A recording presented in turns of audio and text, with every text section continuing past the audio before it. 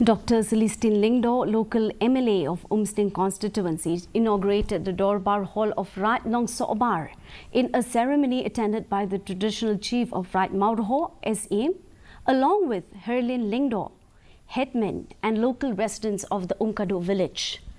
The Dorbar Hall, constructed under the SRWP scheme, was built at an estimated cost of rupees 9.5 lakhs. And during the inauguration, Dr. Lingdo emphasized the importance of utilizing the Dorbar Hall effectively for the benefit of the residents of Right Nongsohbar.